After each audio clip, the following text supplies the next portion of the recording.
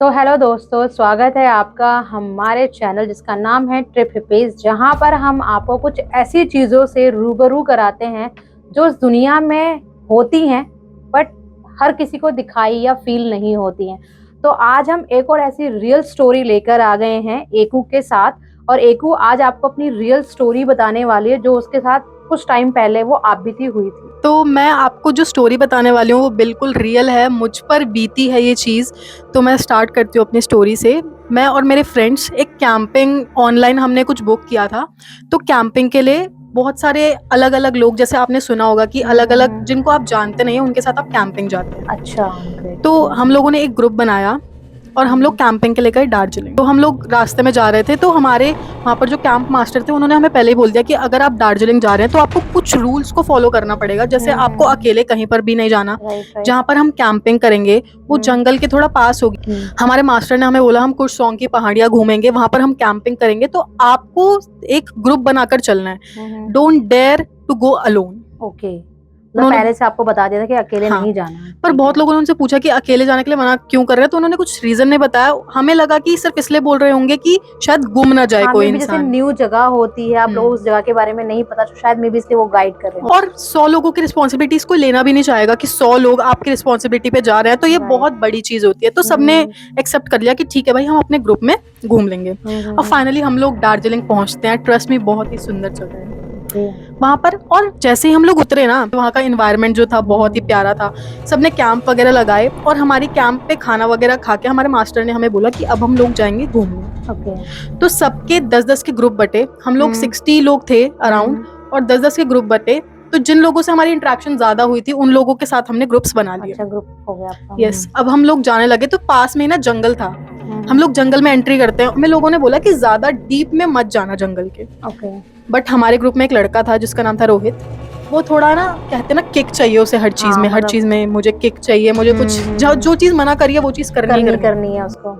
ठीक है। तो अब वो बंदा जिद करने लग गया कि सर ने हमें बोला अकेले नहीं जाना, पर हम अलग अलग डायरेक्शन में जाके देखते हैं ना कि हमें क्या क्या अलग अलग चीजें दिखती हैं।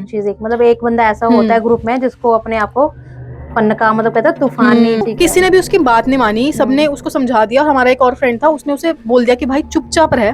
पर सिर्फ उस लड़के की वजह से, जो भी हमने एक्सपीरियंस किया ना उस रात को, सिर्फ और सिर्फ उस लड़के की वजह से। अब वो लड़का, अच्छा एक्सपीरियंस बोलूं या नॉट एट ऑल अच्छा एक्सपीरियंस, बहुत ही ज्यादा बुरा एक्सपीरियंस था। हम लोग थोड़ा और आगे जाते हैं और रोहित गायब हो जाता है हमारे ग्रुप से। ओह, अब उसका ये प्लान था कि वो हम लोगों को डराएगा गायब होके। अच्छा, मतलब वो सब, मतलब ऐसे सीन क्रिएट करा था कि लगे थोड़ा डरावना माहौल लगे। अच्छा ठीक है। एग्जैक्टली। तब हम लोगों ने बहुत ढूंढा उसे, आधे घंटे तक हम लोगों ने ढूंढा पर वो नहीं मिला। उसके बाद हमने क्या किया, हम लोगों ने दो दो के ग्रुप्स डिवाइड कर दिए कि 2 बंदे जाओ, और एक ग्रुप में 3 बंदे थे क्योंकि हम 9 लोग बचे थे सिर्फ। हम लोगों ने अलग अलग जाकर देखा, तब भी नहीं मिला। मेरे साथ एक लड़की थी, तो उस लड़की ने बोला कि शायद मुझे ना वहाँ किसी की आवाज आ रही है, मैं उसे देख कर आती हूँ। तो मैंने कहा ठीक है, जाके एक बार देख ले, जल्दी आ जाएगी। अब वो लड़की मुझे छोड़कर चली गई उसको ढूंढने। अब मैं वहां पर एकदम ब्लैंक थी। मतलब मेरे साथ में ऐसा होता है कि मुझे ना रास्ते याद नहीं रहते। हाँ, अब वो एक तो न्यू जगह भी थी वो आप लोगों के लिए। एग्जैक्टली। अब मैं जब 10 लोगों के ग्रुप के साथ आप जा रहे हो तो आप रास्ते याद नहीं रखते, क्योंकि सारे जाते हैं और एक साथ वापस भी आ जाते हैं। अब वो लड़की वापस नहीं आई, 10 मिनट हो गए थे उसको। अब 10 मिनट आपके लिए उन जंगलों में इंतजार करना बहुत बड़ी बात है। राइट। 10 मिनट सुनने में बहुत कम लगता है, पर वो 10 मिनट वहां बिताना इज वेरी डिफिकल्ट। या मैंने सोचा कि मुझे शायद वापस चले जाना चाहिए। फोन में नेटवर्क्स नहीं थे। मैंने देखा कि कॉल करना चाहिए, बट जंगल के बीचों बीच आपको नेटवर्क नहीं मिलता। तो मैंने वहीं से यू टर्न लिया और मैं वापस आने लग गई। अंधेरा होने लग गया था। दार्जिलिंग के जो जंगल होते हैं जल्दी अंधेरा हो जाता है जंगलों में, तो ऑब्वियसली अब वहां पर क्या हुआ, एनिमल वगैरह की आवाज नहीं सुनाई दे रही थी। बट जब मैं वापस जाने लगी वहां से, तब वहां पर एनिमल्स की आवाज, आप कह लो, इतनी अजीब। मे बी जैसे शाम, जैसे आपने बताया कि शाम का टाइम था, इवनिंग के टाइम पे सारे एनिमल्स वगैरह निकलना शुरू हो जाते होंगे। मे बी हो सकता है। हाँ, वो तो बात ठीक है, पर उस टाइम डर कितना लगता है आपको, क्योंकि आप एक अकेली, पहली बात लड़की, आप इतने डेयरिंग भी नहीं हो। राइट। तो ऊपर से मेरे को बहुत ज्यादा डर लगने लग गया। और तभी ना मेरे को एकदम जैसे मैं चल रही हूँ वहां पर, एकदम से मुझे घोड़े की आवाज आने लग गई। जैसे घोड़े पर कोई राइड कर रहा है, या घोड़ा चल के बहुत आपके पास आ रहा है, पीछे आ रहा है। नहीं, पास नहीं आ रहा, मतलब ऐसा लग रहा था कि दूर से घोड़े की आवाज आ रही है। अब घोड़े की आवाज आ रही थी पीछे से, मैं जा रही थी आगे। अब वो घोड़े की आवाज धीरे धीरे धीरे धीरे धीरे धीरे बढ़ती जा रही थी। तो आपने पीछे मुड़ के देखा? नहीं, बिल्कुल नहीं। अच्छा। मेरे को मेरी मम्मी ने बोला है कोई भी आवाज दे पीछे से, कुछ भी आवाज आ रही हो अकेले हो तो पीछे मत देखियो बस। मतलब ऐसे टाइम पे ना कुछ अजीबोगरीब चीजें याद आती हैं हमें जब हम अकेले होते हैं। बहुत ऊपर से जंगल। मैं इस साइड चल रही हूँ और घोड़ा आ रहा था, आप मान लो इस साइड से मुझे घोड़े की परछाई दिखाई देनी शुरू हो गई। अच्छा। परछाई बढ़ती जा रही है, दिख रहा है कि घोड़े के ऊपर भी कोई बैठा है। अच्छा। अब आप ये यकीन नहीं करोगे कि घोड़े की परछाई जैसे जैसे बढ़ रही थी और उस इंसान की परछाई सामने आ रही थी, उस इंसान का लिटरली सर नहीं दिख रहा था, उसके सर की परछाई नहीं दिख रही थी वहां पे। My God.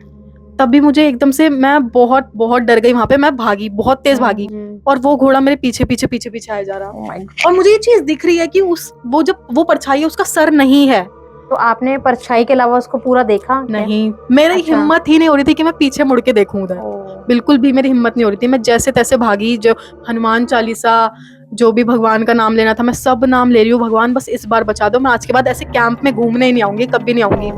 मैं भागी, जितनी तेज भागना था भागी, बट थैंक गॉड उस टाइम तो कुछ नहीं हुआ। आगे जाके मुझे मेरे दोस्त मिले और रोहित वहीं खड़ा था। मैंने सबसे ज्यादा पहले जाकर उस पे चिल्लाया कि भाई तेरे को शर्म नहीं आती, तूने ये मजाक किया है मेरे साथ।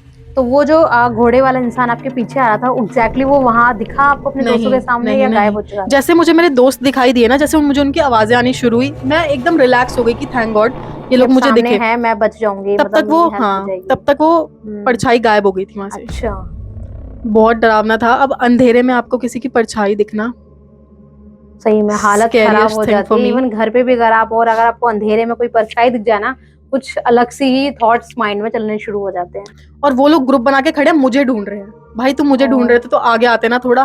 अब हम जब वहां से वापस आ रहे थे, जब हम उस जंगल से वापस आ रहे थे, तो हमें ना बहुत सारे लकड़हारे नहीं होते, लकड़हारे दिखे जो पेड़ काट रहे थे। नहीं, शाम के टाइम कभी पेड़ नहीं काटते दार्जिलिंग में। ऐसा मतलब कहीं भी शायद पेड़ नहीं काटते, पेड़ इकट्ठे कर रहे होंगे। हाँ, इकट्ठा करके कर रहे होंगे। अच्छा। ले जा रहे थे। तो वो बोल रहे इतने तुम लोग अभी यहाँ कैसे घूम रहे हो? हमने बोला यहाँ कैसे घूम रहे हो मतलब?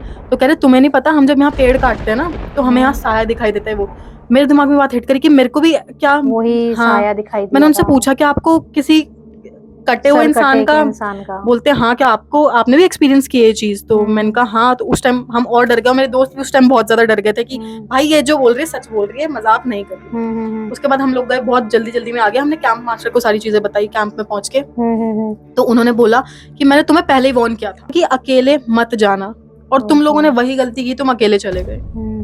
तो हमने उन्हें सिचुएशन समझाई। हमने बोला कि आप रीजन तो बताओ कि क्यों मना कर रहे थे। तो उन्होंने हमें बताया कि जो दार्जिलिंग है वहां पर कोई साया है जो सरकटा है। अब अगर आप सरकटे की कहानी जानना चाहते हैं तो मैं आपको बता देती हूँ। एक आदमी था, बहुत टाइम पहले एक आदमी था जो अपने बालों से जादू किया करता था। अच्छा। मतलब जैसे उसे किसी पे जादू टोना करना है, अपने बाल तोड़कर उस बंदे पे डालेगा और वो उसके वश में हो जाएगा। Like kind of the hypnotism कुछ भी बोल सकते हैं। उस टाइम में हिप्नोटाइज वगैरह नहीं होता था, कुछ और वर्ड यूज करते थे।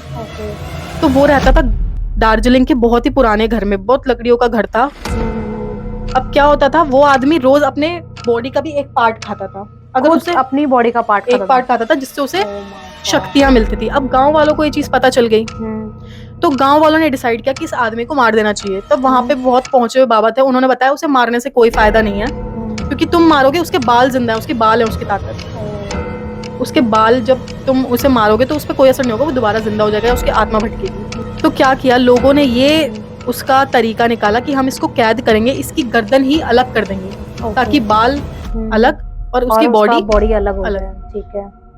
तो लोगों ने यही किया, उसके घर में जाकर एकदम से ढाबा बोल दिया और उसको मार दिया और कैद कर दिया। उसके बाद बहुत टाइम बाद कुछ ऐसी घटनाएं हुई थी वहां पर जिससे वो सरकटे का भूत आजाद हो गया था, और उसके बाद से अब तक उसको कोई बांध नहीं पाया है। तो जो भी उस जंगल में जाता है जहाँ उसको मारा गया था एक्चुअली में, तो वो उसको परेशान करता है और मार देता है। ये सब चीजें आज भी हैं दार्जिलिंग? अगर हम लोग जाएं तो ये सब चीजें फील होंगी या नहीं? जब मुझे फील हुई है, तो पता नहीं क्या भगवान का कुछ था कि मेरे को बच गई उस टाइम। नहीं तो मुझे लग नहीं रहा था कि भाई बचूंगी, पर मौत बहुत हुई है। और वो सेम तो उसी तरीके से मारता है। और जब आपको बॉडी मिलेगी ना मरे हुए की, तो बालों का टुकड़ा आपके गले पर बंधा हुआ मिलता है। तो ये सब सर ने बताया, तो मैं तो हक्की बक्की रह गई कि पहला एक्सपीरियंस इतना खराब, और भगवान के पता नहीं कौन से अच्छे कर्म किए हैं कि भगवान ने मुझे बचा लिया यहाँ पर। एग्जैक्टली, क्योंकि कहते हैं ना मौत के मुंह से वापस आना बहुत मुश्किल है। उसके बाद जो हमारे 3-4 दिन बचे थे वहाँ के दार्जिलिंग के, हमने घूमा बहुत, पर ये इंसिडेंट अभी भी मेरे दिमाग से नहीं निकल पाया कि मैं कहीं भी जाती हूँ तो मैं भाई अकेले तो मैं नहीं जाने वाली।